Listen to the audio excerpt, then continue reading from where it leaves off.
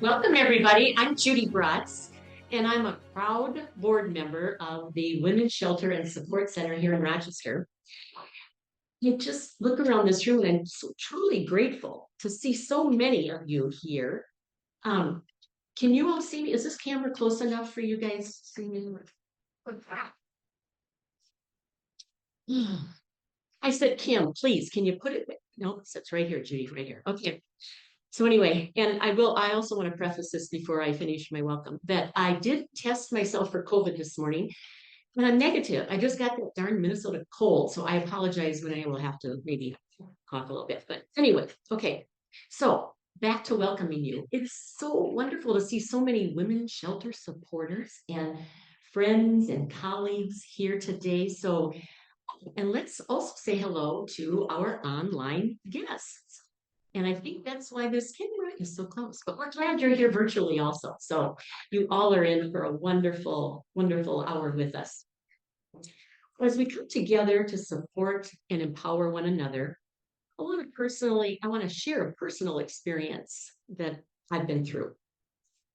When I was 19 years old, I found myself in a domestic violence relationship. And I didn't tell anybody, and I didn't tell probably almost everybody in this room, but I see a couple of people that know about it. I was embarrassed and I didn't know what to do. I went with this, dated this guy from high school, it's like crazy. And I said, you got to stop hitting me. You got to stop hitting me. He said, I'm sorry. I won't do it again. I'm sorry. I'm sorry. I said, you said that last time. Well, the hitting didn't stop. And so I called the women's shelter because I didn't know what to do. I hadn't told my mom and dad, my sisters, friends. And I met with this wonderful, caring advocate that gave me all the options, told me everything I needed to know, answered all my questions. And so I decided that it was time to tell my family and my friends.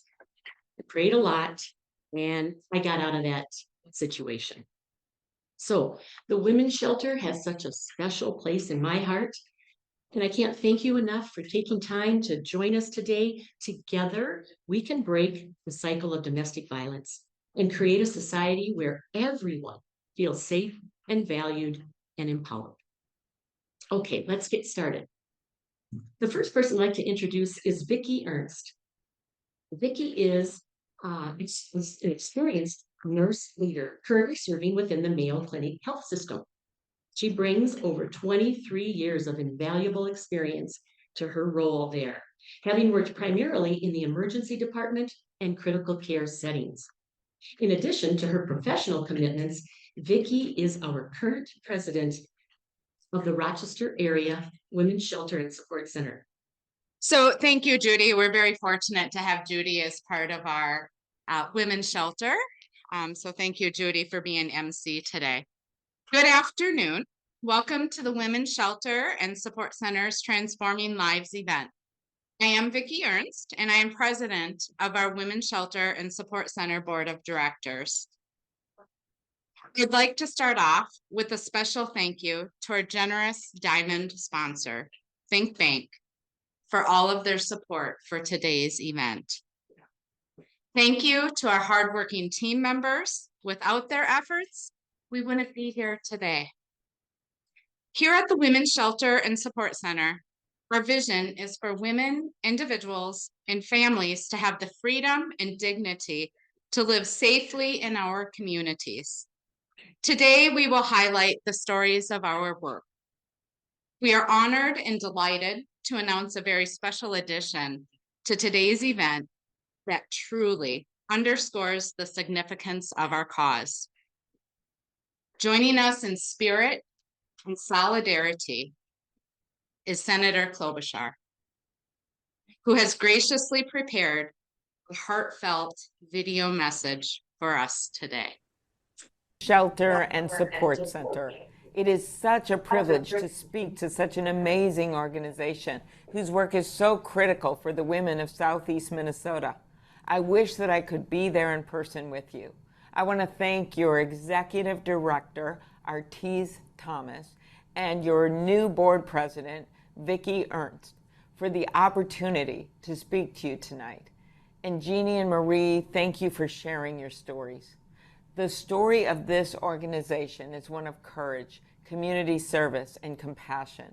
Your work impacts thousands of lives every year, giving survivors a safe place to stay, access to mental health and crisis support, and legal assistance. Your courage, dedication, and compassion are irreplaceable. And when we need more action at the federal, state, and local levels to support you in your mission to eliminate domestic violence and assure that all survivors can get the support they need and the justice they deserve, I think of all of you, because it is you on the local level that come forward and tell your stories, and don't let people forget the scourge of domestic violence. Combating domestic violence has been a priority of mine since my time as Hennepin County Attorney. I saw firsthand how domestic abuse destroyed families and forced people to live in constant fear, subjecting them to injury or even worse, death. As county attorney, I prioritize the prosecution of these cases, advocating for improved services, and pushing for new approaches to protect kids caught in the middle of violence at home. That's one of the reasons whenever you walked into my office and the county attorney's, right outside my office door was a poster. And it was a woman with a Band-Aid on her nose, and she was holding a little baby. And it said, "Beat up your wife, and it's your kid that will go to jail." Why did we say that? Because we were making the stark, horrific point that that cycle of domestic violence will continue if it's not stopped and nipped in the bud. Thank you to the tireless advocacy of people and of your organization. We have made real progress in Congress toward decreasing domestic violence and sexual assault. Last year, we finally reauthorized the Violence Against Women Act. You remember how Paul and Sheila had such a role in that bill. I know that organizations like yours rely on funding through VAWA. The reauthorization included critical provisions to strengthen VAWA, including my bipartisan bill with Republican Senator John Cornyn called the Abby Hunold Act, which was inspired by a brave sexual assault survivor from our state. Survivors and their families deserve peace of mind and certainty when their abuser will, and to ensure that their abuser will not have access to firearms. That's why in June we took a critical step forward to protect survivors of abuse and their families by passing the bipartisan Safer Communities Act. This legislation included provisions based on my bill to close the boyfriend loophole, which will keep guns out of the hands of recent dating partners convicted of domestic violence. I led that bill for a really long time. I started out with one co-sponsor, Maisie Hirono of Hawaii, and then at the end we had dozens of people on it, and then we were able to make the case to get it part of that major bipartisan bill that President Biden signed into law on the White House lawn. Recently, I led a bipartisan amicus brief to the Supreme Court of the United States to make it clear that the court must hold the constitutionality of protections like these. I want to again thank each and every one of you for being champions in the fight to end domestic violence. I couldn't do my work without you. Your work saves lives. You are true guardian angels for the people of southeastern Minnesota. And for me, what does that mean? I'm going to end with a story. So, with the holidays finally coming upon us, this story about my daughter, and she was in a play, in the nativity play at our church for Christmas, and she was to play the angel, right? So she's wearing these big angel wings, are drooping down, we're sitting in the pews, and she won't get out and get up to practice. She's like 4 years old. And I say, I don't know, why won't you do that? She goes, because I want to be the donkey. And there are these teenage boys in the donkey costume. I'm like, no. Those boys are the donkey. She says, I want to be Mary. I said, no, Mary's 14. I said, I don't understand. Why don't you want to go out there? And she's got those droopy angel wings. She looks up at the top of the church. She goes, Mom, I don't know how to tell them. I don't know how to fly. And I said to her that day, you know what, honey? Not all angels fly. I want to thank you for being the guardian angels for so many people who will never know your name, or people who may forget that it was this group that stood up for them. You're giving them the wings to fly. Keep up the great work. Thanks, everyone. Not all angels fly. What a great message. Senator Klobuchar's words serve as a reminder the importance of advocating for the rights and safety of our victims. I would like to bring your attention to the empty place seating and flower at your table in honor of those who tragically lost their life due to domestic violence in Minnesota last year. Please join us as we pay tribute to these victims in the following video. As we watch this video, we must remember that these stories represent just a fraction of the larger hidden crisis. By seeing these stories, we are compelled to advocate for stronger laws, better resources, in a more compassionate society to ensure that no one else becomes another statistic. On behalf of the women, individuals, and families we serve, thank you for being here today.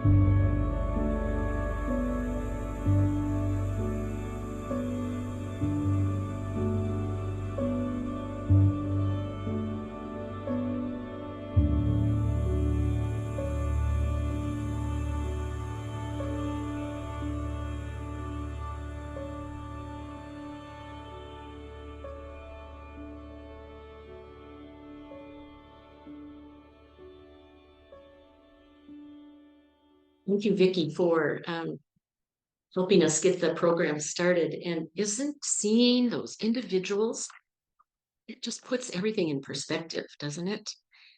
And so as we asked, or as we just watched the moments to honor those that lost their lives to domestic violence, we want to acknowledge and thank the efforts of our first responders, the law enforcement, the fire department, EMS, and all the advocates that dedicate their careers to helping victims and their families, from organizing search and research and rescue, devoting countless hours to investigations, providing advocacy throughout the worst time in someone's life. Well, it does not go unnoticed.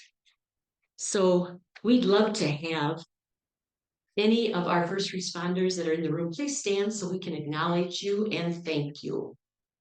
Unfortunately, our executive director, Artis Thomas, cannot be with us today. Her father passed away last night. I know she's so sad not to be here to greet all of you and thank all of you, but she is on her way to Pennsylvania to be with her family. And so we will just keep her Artis and her family in our prayers and thoughts today. But it should not surprise you that we're going to call on our board chair. And now after hearing her speak, you know why. So Vicki, will you come up and share Artis's message for us? Thank you, Judy. And I cannot deliver the same as Artis. So please pretend I'm Artis as I read what she put together in preparation of today.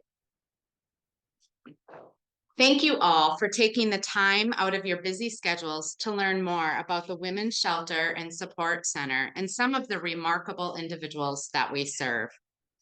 I'd like to say a special thank you to Violence Free Minnesota for providing us with the stories and the photos that we watched. Unfortunately, the year has not been without tragedy, as we again documented record numbers of urgent domestic violence incidents across the state of Minnesota and locally. At this time, I'd like to take a moment to remember and honor the lives of four or five individuals who tragically lost their lives here in our communities. This year, Sabrina Lee Schnorr, Kimberly Ann Robinson, Maddie Kingsbury, Alberta Sue Nelson, and Betty Bowman. These stories provide a glimpse of the extensive impact of domestic violence. As we reflect on the past year, we are overwhelmed with gratitude for your unwavering support and generosity towards the Women's Shelter and Support Center. Your contributions illuminate a path towards safety, healing, and empowerment for survivors in their darkest hours. For so many, home is a sanctuary, a haven of tranquility and solace. Yet tragically, for countless victims and their children, this is far from their reality. Their home is marked by physical violence and uncertainty. Instead of words of encouragement, they are met with verbal abuse and degradation. It is an unbearable reality that no one should endure. No individual should suffer abuse or be made to feel unsafe within the very own walls that they call their own. At the Women's Shelter and Support Center, we stand as a refuge, the gentle harbor for thousands of survivors of domestic violence and their children. Here, we strive to assist them in reconstructing not just a house, but a genuine home, an oasis of independence, security, and liberation. With your commitment, survivors can begin their journey of rebuilding their lives free of fear and violence. Your commitment to our cause has allowed us to provide a safe haven for individuals and families fleeing abusive situations. Because of you, lives have been transformed and futures have been rekindled. Your donations have not only met immediate needs, but have also sowed the seeds of long-term change, fostering an empowerment, education, and resilience. I also want to take a moment to express my deepest gratitude for the incredible courage that is being displayed today by our powerful speakers. We are truly, truly honored to have you here today. Please know that your presence is making a significant impact on all of these in attendance. Your story is a beacon of hope for many, and we are privileged for the opportunity to amplify your voice. Over the past year, your support has enabled us to provide nearly 7,000 nights of safe shelter for individuals impacted by domestic violence. Your contributions ensure that survivors have a secure and confidential refuge, free from harm or intimidation. Additionally, you help provide housing through our transitional and permanent housing programs, financial assistance for families to obtain or maintain their own stable housing, and assistance with relocation expenses to help keep people safe. Our 24-hour crisis line served thousands of callers seeking information and support for themselves or others in crisis situations.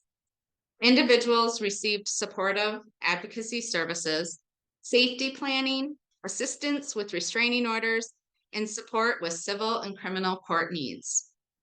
Survivors also received nourishing meals, emergency supplies, clothing, transportation, and referrals for child care assistance, legal services, and financial and housing assistance. Parents in our program have access to skill-building parenting groups, and youth and children can participate in interactive activities, educational activities, and support groups to learn about topics such as self-esteem, anger, and communication skills. Your support also helps prevent violence by raising awareness through community education, outreach, and partnerships with other service providers, including law enforcement, medical professionals, educators, and other community groups and organizations. The impact of your support extends beyond statistics. It has a profound effect on the lives of individuals who have bravely chosen to escape. You are a crucial part of their journey towards safety and renewed hope. As we look ahead, we remain committed to inclusivity and equity, and will continue to focus on the distinctive needs of marginalized communities, BIPOC communities, and immigrant and refugee populations. We also envision expansion opportunities as we currently operate at full to overflowing capacity.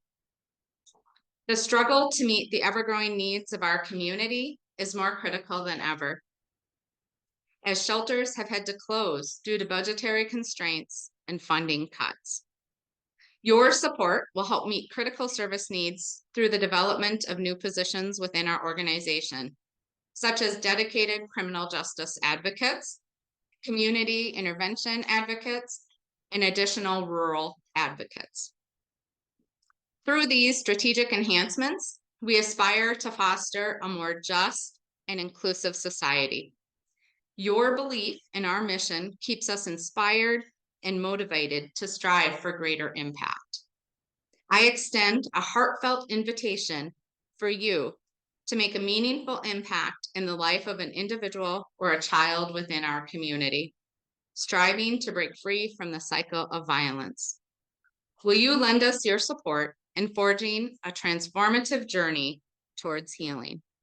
Thank you. I wanted to share a little bit about Artis Thomas. Also, she came to our women's shelter as the executive director in August of 2019. So, you know, she didn't have a lot of time to get involved with the community when COVID struck, but she comes to Rochester with just a wealth of experience in this area. She served as the executive director of the Pennsylvania Immigrant and Refugee Women's Network in Harrisburg, Pennsylvania. And she had an 18-year tenure there and provided executive level oversight within a residential program dedicated to combating domestic violence. And it spanned a 3-county region. And she's had a 23-year career in domestic violence advocacy. And I look forward to the day when you get to meet her. She is an amazing, amazing woman. Well, the next thing I just want to share with everybody is that domestic violence is not an easy topic. In fact, it's difficult at best, sometimes shocking, and always dangerous. This afternoon, we will hear from 2 survivors who have chosen to share their personal journeys of domestic violence with you. What they have experienced and survived is unfortunately common, scary, and at times intense. So we have 2 requests of you today, our guests. First, we ask that if you see either of these courageous women out in the world, for their personal safety, we ask that you do not approach or acknowledge them. Secondly, we ask that during their stories, you please take care of yourself. This is a safe space where your emotions are valued, and it's okay to step out of the room if you need a moment. And tears are always welcome. So let's hear from our first domestic violence survivor speaker, Jeannie. Please help me welcome Jeannie to the stage. Thank you, Judy. Welcome to the gala. As I look out over this gathering, I see many people who look like me, women. There are people that I can't see who are like me, and we are donors. And unfortunately, I'm sure there are some people here who also are like me, survivors of domestic violence. I was asked to talk to you about my experience, which was an interesting trip for me back in time, 50 years. It's like 50 years. I'm not that old. And space. A look at who I was and who I became. Sometimes looking back at the old me, the new me was going, excuse me, did you stop to think about doing, fill in the blank, right? I remember many things, only because I had to bring it up to do this talk. I'm sorry.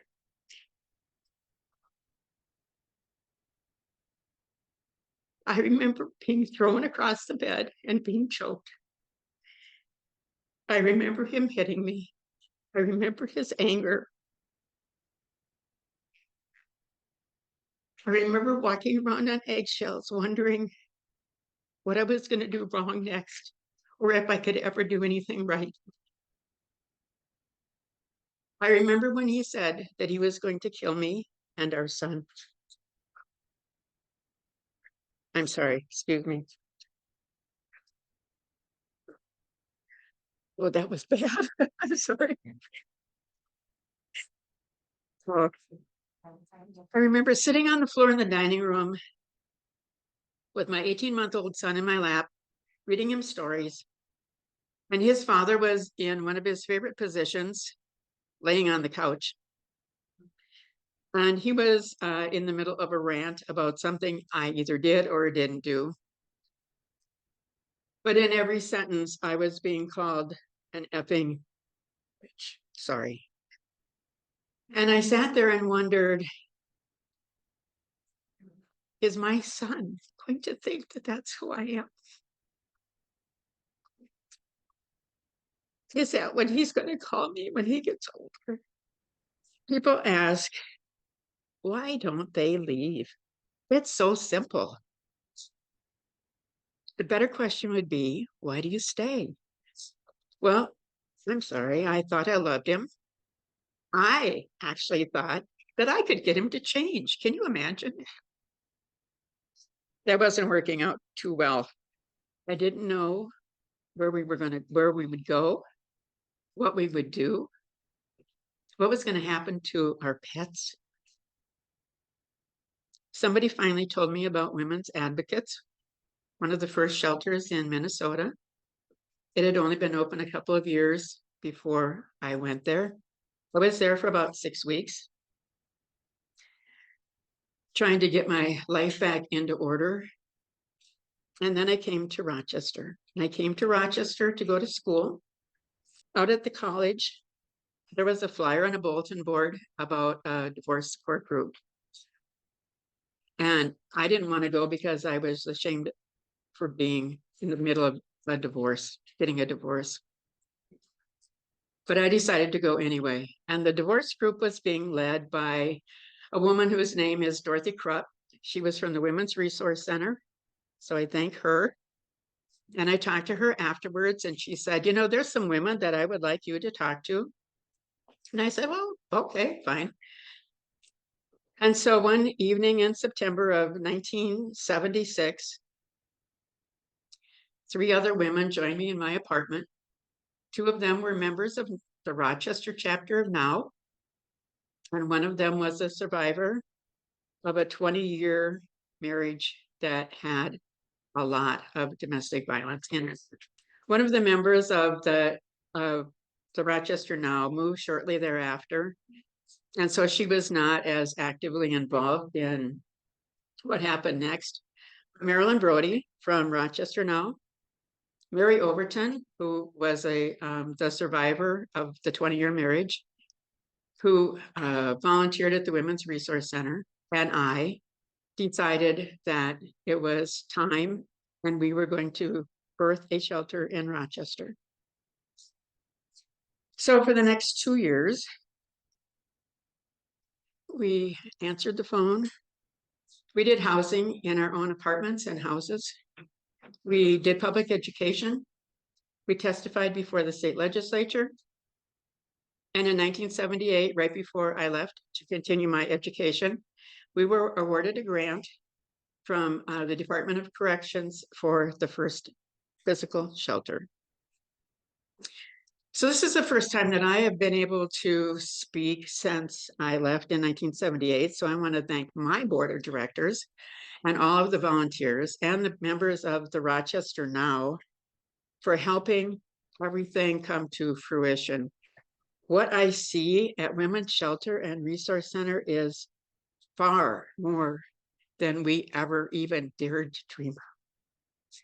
So I would like to ask all of you to join with me in thanking the board of directors and thanking the staff, the volunteers, and of course, you, the donors, because you helped make it possible, or we, the donors, I'm sorry. And please join me in applauding all of you and everybody else.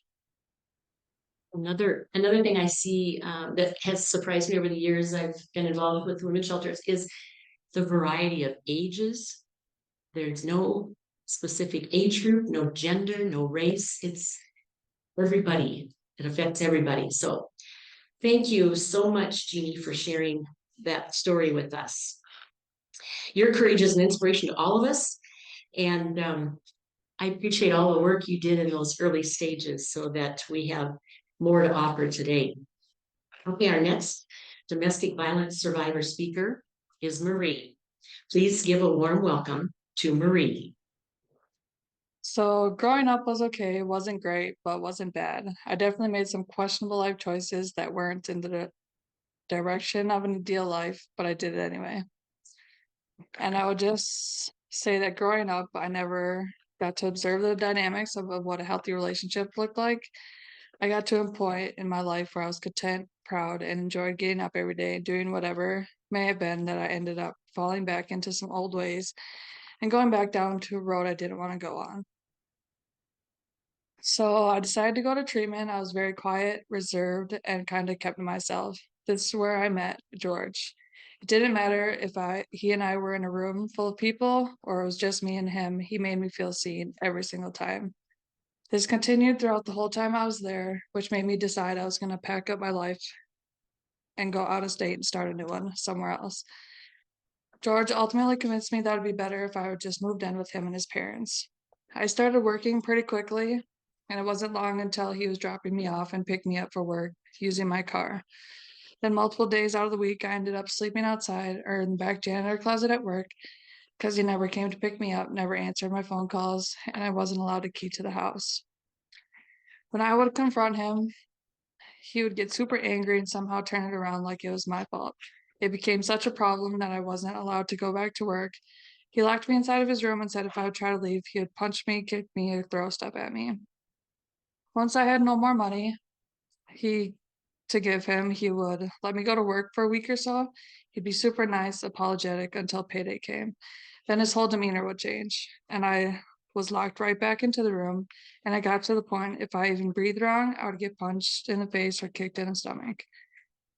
There'd be days he would say, if you want to leave, then just go, get out. He would open the door for me and everything. I tried it 3 times, and every time when I got to the top of the stairs, he would pull from one leg from behind me, and I would fall on my face down the stairs. He would make me crawl back to my room. I was his punching bag for even wanting to leave him. The third time, he was screaming, yelling, throwing stuff around, and I was crying and screaming. His parents ended up calling the police. I was taken to the hospital, then went to a women's shelter. I stayed there for a few days, but ended up leaving because I just didn't know what to do with myself. I was still covered from bruises in head to toe when I met Max. He was super nice and told me he was going to show me how to make a life I was proud of, and I wouldn't have to worry about any of the things now that I was worrying about with him. This lasted for about 6 months. That's when all the mind games started. 1 minute, Max would say one thing, and then 10 minutes later, he would say something completely different. And I would argue with him like that's not what he said, but he would continue in circles about whatever it was that particular day. It would get me to the point of questioning my own reality. Then I was dumb. I wasn't allowed to think for myself. If I acted on my own thinking, I would get punished. I didn't speak unless spoken to. I didn't move unless I asked or was told to. I was his puppet, but soon that wasn't good enough either, and I got punished for that as well. I would have to watch him have sex with other women. He would make me sit in the corner naked while he dumped food on me or spit on me. He would hold me under the faucet, let me ride in the trunk for hours, and many other things. I was questioning my whole life at this point. I didn't know right from left, up from down. I very rarely was let out of his sight. The day I chose to run and check myself into a psych facility, within a day or so, he found which one I was at because over the years, he learned that if hospital says no, then 9 times out of 10, I'm not there. But if they say we cannot confirm or deny, I was there. Then he would wait a little while and call back and just ask me for my name, and they would give me the phone. He was very apologetic and said he would change, and he couldn't live without me. He loved me and only me, so he came to pick me up. The next 5 days or so, he was the greatest guy I'd ever met. He was a completely different person. Until he ran out of money. Then I had to figure out how to make him some money. I couldn't come up with how to make any money instantly, so he said I had to do it his way, which was prostitution. I was scared, I didn't want to do it, and I stalled at every chance I could get. Eventually he had enough and took me out behind a dumpster, made me strip, and held a knife to my throat, and he was going to cut me up and leave me in the dumpster. Some cars rolled up, and he made me hurry up and get dressed and run to the car. After we both got to the car, he dumped rubbing alcohol over me. I didn't really understand what was going on, and we drove over to the gas station, and before I knew it, I went up in flames as he walked into the gas station. I begged to be taken to the hospital that night. I had to be intubated, and he told them I did it to myself. And with history of depression, they didn't question it, especially because he was there visiting me every single day.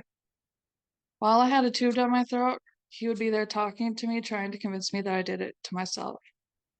I was in a very dark place at the time because I had to listen. I couldn't talk back. All I had in those moments were my thoughts and him talking in my ear. After 2 months in the burn unit, I moved back home with my family and distanced myself from him.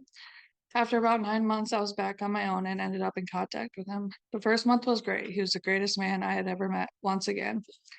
I thought maybe he was really sorry this time and he actually loved me. He slowly started getting more angry, a little more aggressive. Eventually, I had to fight for my life every single day. Once every couple of weeks, he would be nice and give me a break and tell me that if I would just listen and do what he said, this stuff wouldn't happen.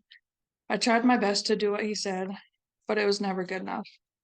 He put a knife to my throat and had a pill crushed up, and he told me to pick one, so I snorted the pill.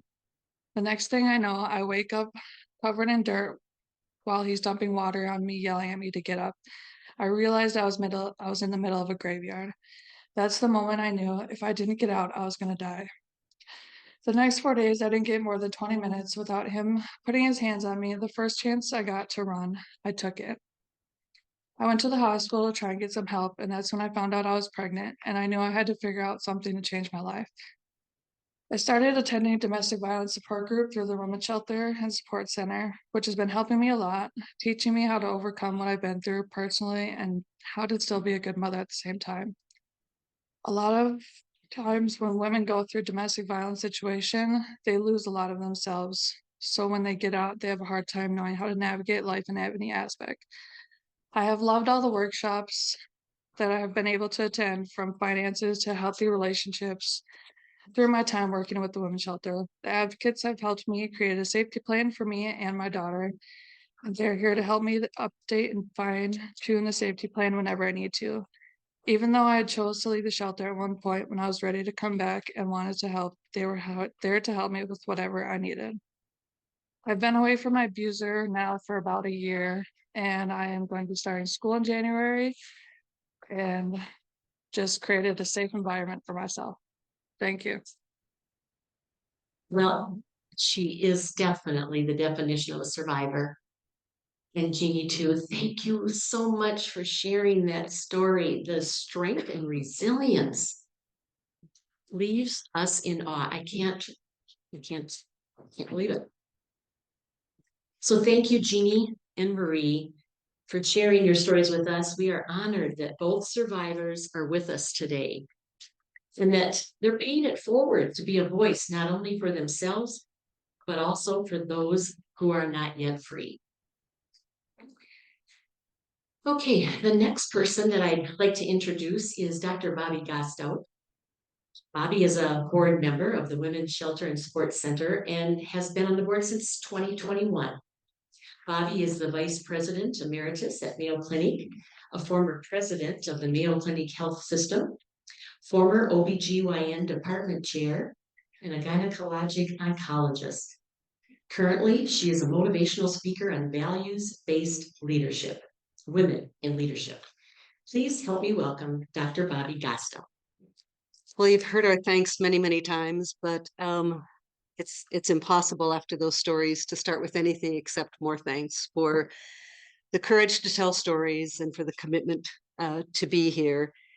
And really on behalf of the board, for everyone who has worked to make this possible. The work of the Women's Shelter really is transforming lives, and together that is happening, as we heard in these stories.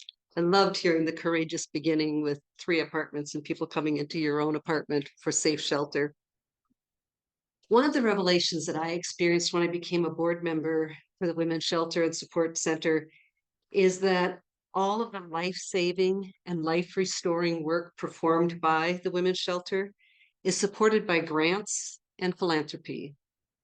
Every meal, every heating bill, every hour of work by our advocates and support staff, every tank of gas that's filled up, every rent check, every gallon of paint, there is no assured revenue stream.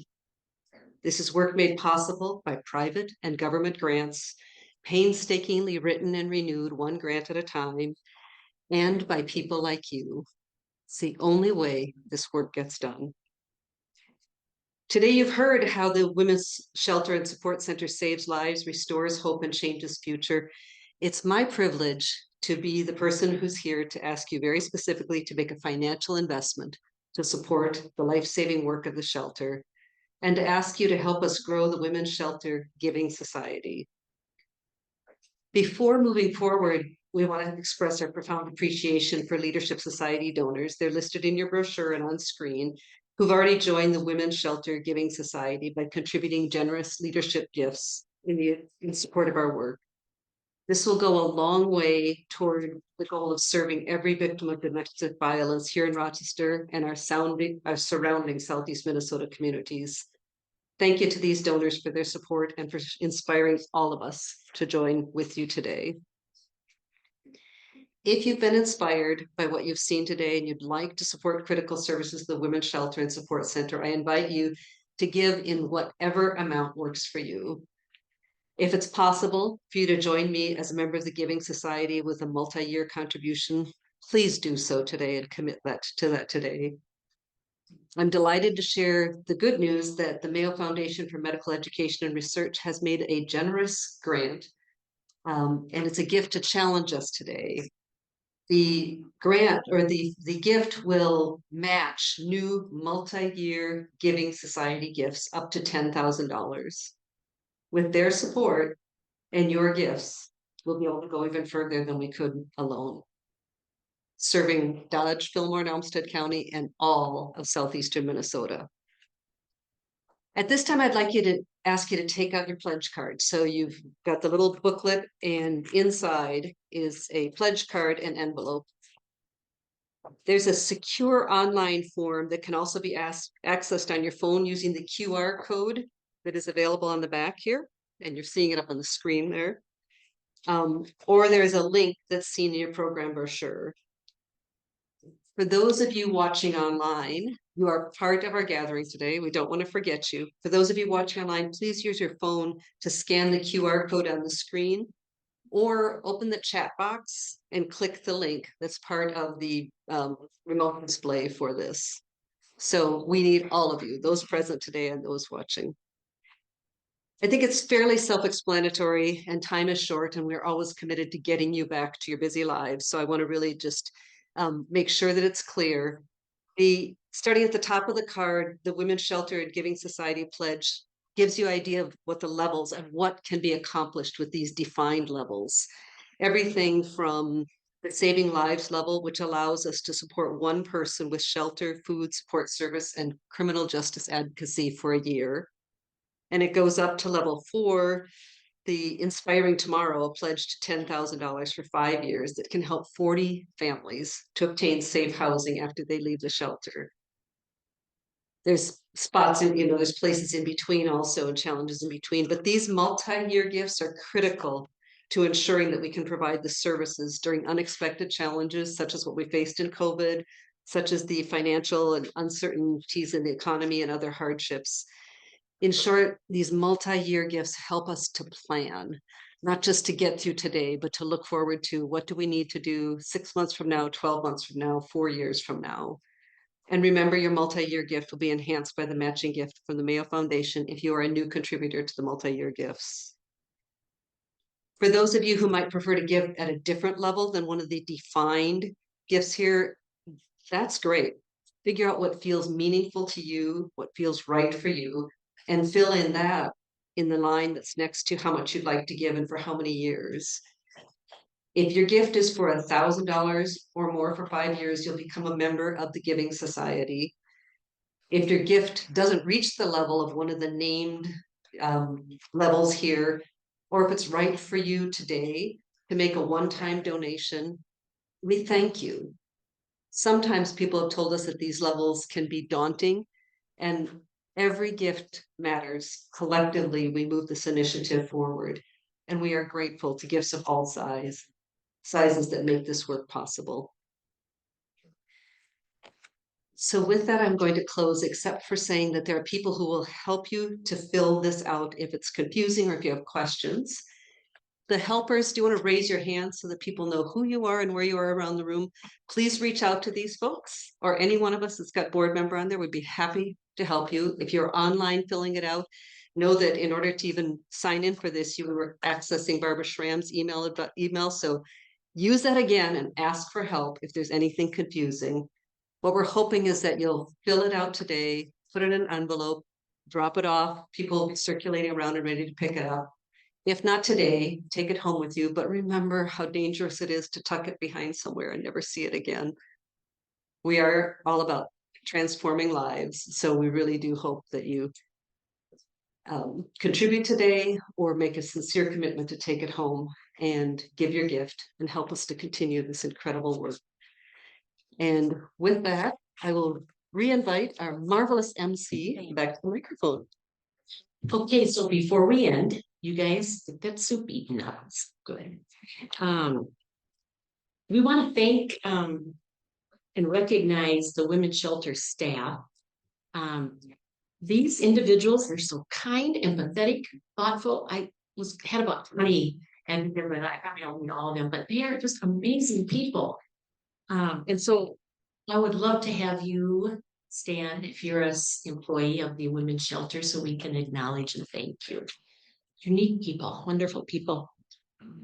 Okay, then I also want to recognize the Transforming Lives Committee members, because without them, we would not have had an event today. So I'm going to read their names, and I'd like for you ladies to stand also. Barb, Julie, Jody, Jeannie, Cassie, Heather. Of course, Artis was on the committee, and I was lucky enough to be on this committee. It's so amazing. And so please give us. Oh, I've learned so much. Being on a committee sometimes is a little bit more involved, so you get to know a little bit more about the staff and what we do. But I guess we got to say goodbye and thank everybody again. I think this word "thank you" I've heard more today than some other events I've been at, but it really does come from the bottom of our hearts. And so I really do want to extend a heartfelt gratitude for all of you taking time. Our online guests, thank you. Your presence and generosity, of course, is going to make a big impact. And I appreciate everything that Bobby said. So I would just like to close and say that together we are making a difference in the lives of those in need. So thank you again. Enjoy your afternoon.